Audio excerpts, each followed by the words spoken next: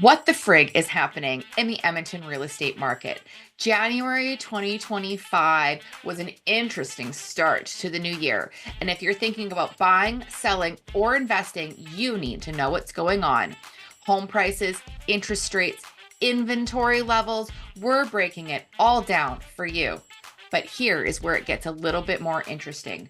The new US tariffs will shake up the Canadian economy and will have ripple effects into the real estate market. But what does this mean for home prices, affordability, and your next move?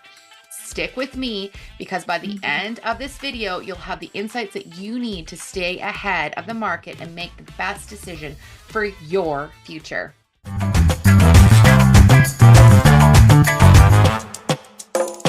Hi, everyone.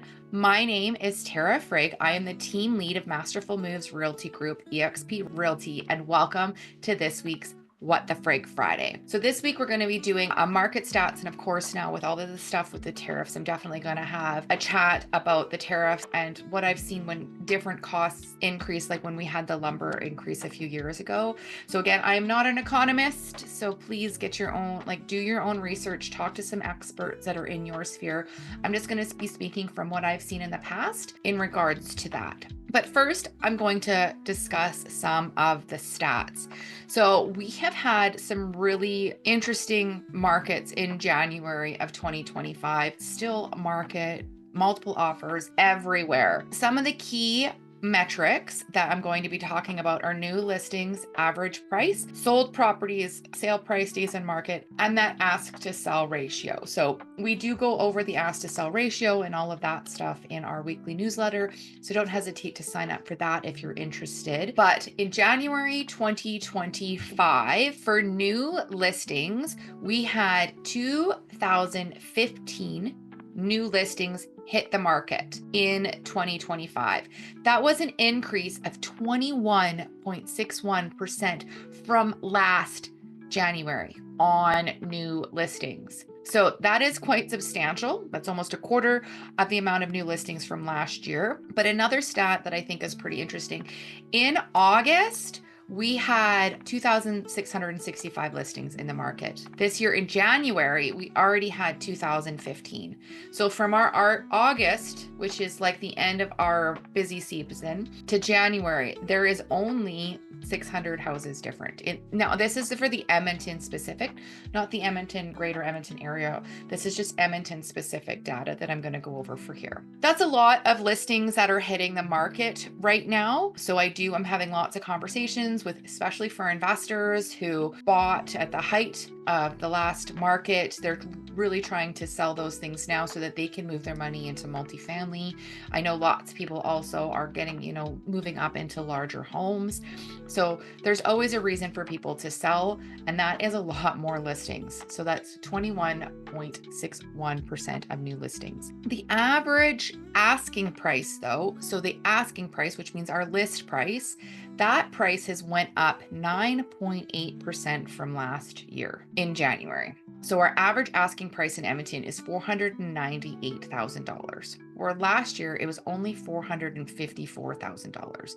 So that is a substantial difference. That is what, $44,000 more that we are having as a list price in Edmonton region, substantially, just as long, like our asking price, what we were saying that we were able to get. Now, the sold properties in January, 1,273 properties got sold, where last January there was only just over 1,000 properties. So we've had a lot more properties sell as well. So not only are the listings coming up, but they're selling. So we had 21% of more listings come up, and still 17% of those listings have sold. So that actually is a substantial amount of listings as well. Not much is staying on the market. That is also going to come now with our average days on market. So our average days on market has went down 23%. As of last year, our average days on market was 97.98. So like 98 days.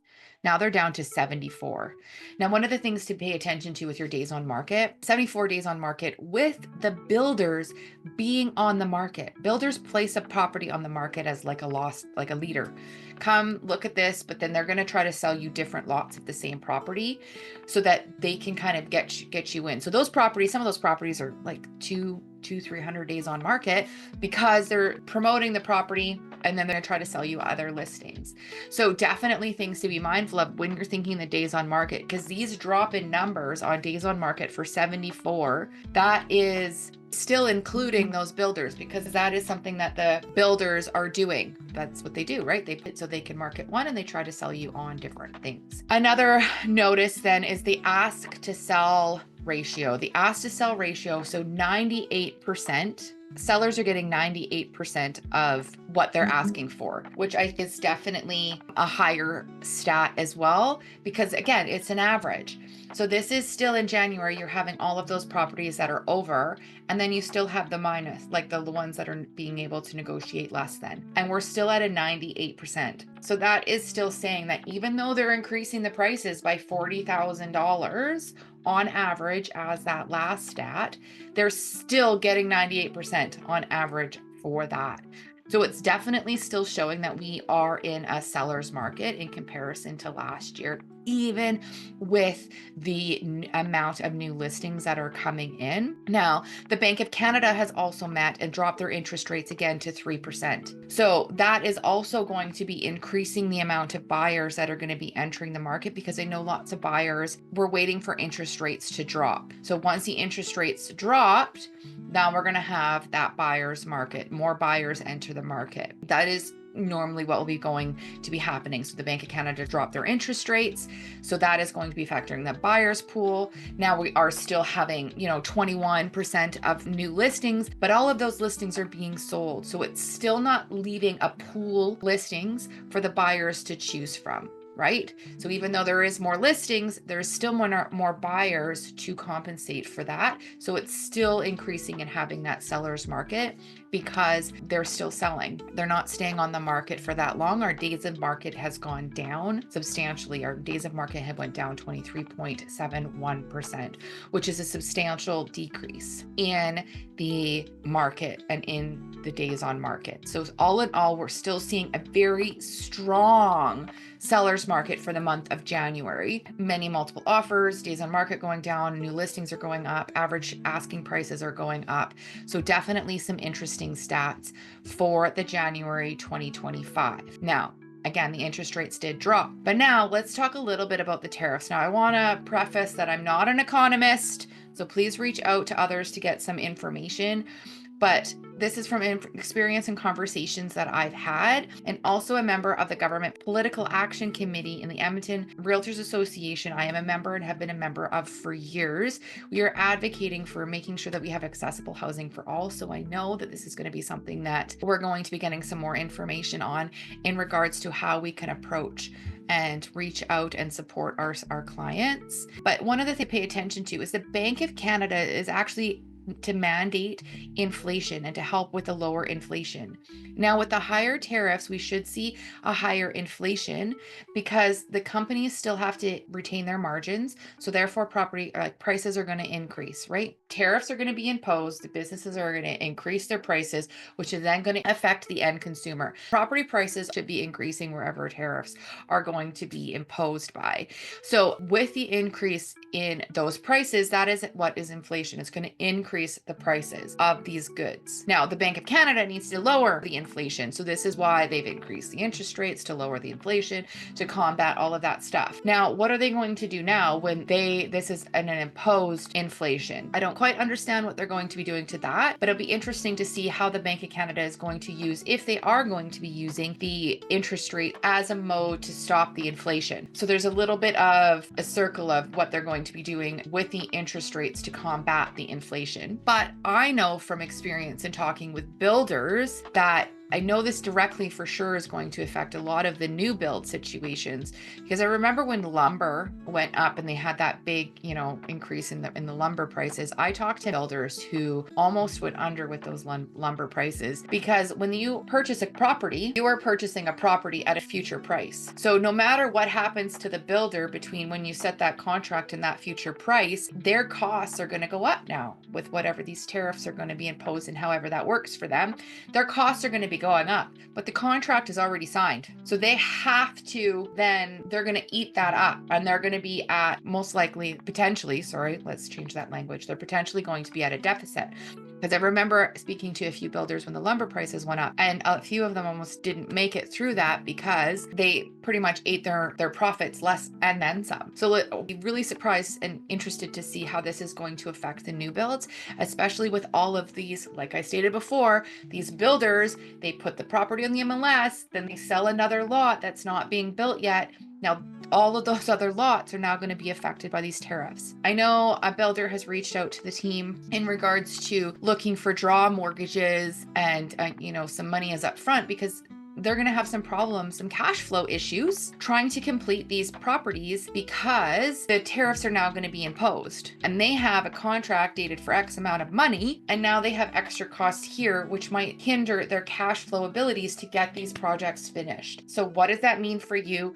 Make sure you're discussing, if you have a new build, discuss with your builder what these things look like for them, for you, so that you can make sure that your project's going to be completed, because there's definitely going to be a moment for these builders on how are they going to mitigate these costs and what can they do differently. I know smaller builders also do like draw mortgages, so maybe we might see some more market for draw mortgages. A draw mortgage is where, say I'm buying the property. Buying the property, I will give the builder money in different lump sums. So this part for framing, this part for finishing, this part for final. And then I, as the buyer, will have to pay interest on the small parts I'm giving at each portion. Now, I'm not a mortgage broker. We're going to have a mortgage broker come in this month as well to kind of discuss what that looks like, and maybe, if they're seeing more things with draw mortgages. But I do think draw mortgages might be an opportunity for these builders to still be able to complete some of these projects. But what does that mean for you? Make sure you talk to your lawyer, make sure you talk to your builder, because I do think that that's going to be an issue moving forward with some of the new builds. So definitely, as much as January 2025 was this moment and we were seeing like a super early spring market, I definitely want to bring attention to that these tariffs are going to change a lot of that. There's going to be different things that are going to come arise. I think for sure inflation's going to come a thing again, because companies, again, they're in business for profit. So that end is going to come down to the consumer. I can definitely see that for sure. But I definitely think of the Warren Buffett quote, "Be fearful when others are greedy and be when others are fearful." Is there a way that we can lean into this market, into these, and see an opportunity? An example would be our region is amazing for Agri-Foods. Agri-Foods is one of our economic hubs and our economic pillars here. So I know we have the little potato company. Like, look at what that little potato company and how it can grow. So maybe we have an opportunity to really dive into Agri-Foods as a pillar for us and do these vertical gardens, because we do have planes, trains, and automobiles that can disperse all of the goods to Canada here, and we have land and the manufacturing to be able to do that. And just look at the little potato company. Hello Foods is also in our region, and these are really agri-foods, agriculture foods that really maybe we can utilize and really lean into this.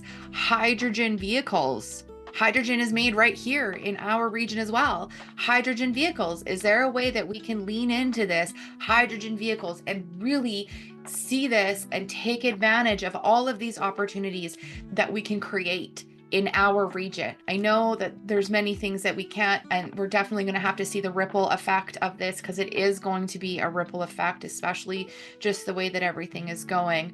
But I just be mindful of that Warren Buffett quote, "Be fearful when others are greedy and be greedy when others are fearful." How can we take this as an opportunity for our region to grow? And I'd be super excited and I hopefully will see Agri-Foods becoming a bigger pillar for us in vertical gardens and all of the stuff that, like HelloFresh and the Little Potato Company that are right here on our region are doing amazing things. I really hope that we can see this opportunity and that we can be patient with everyone as we are working through what this means for us as consumers, for us as businesses, and for just us as a nation as we are working through these new tariffs that are going to be imposed. So I thank you so much for everyone who is watching, and I am definitely going to keep up to date with anything that I see or anything that I do, any informations that I get and that I'm able to share from our Government Political Action Committee, because I am here to be a voice for you and an advocate for you,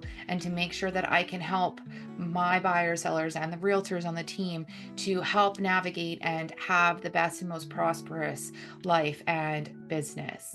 So thank you so much for watching. I hope that today's insights helpful and useful. And if you are interested in learning more, and if you are ready to take the next step in your real estate journey, we at Masterful Moves Realty Group would love to connect. If it's 4 days, 4 months, or 4 years, it's never too early. Just visit our website at masterfulmovesrealtygroup.com.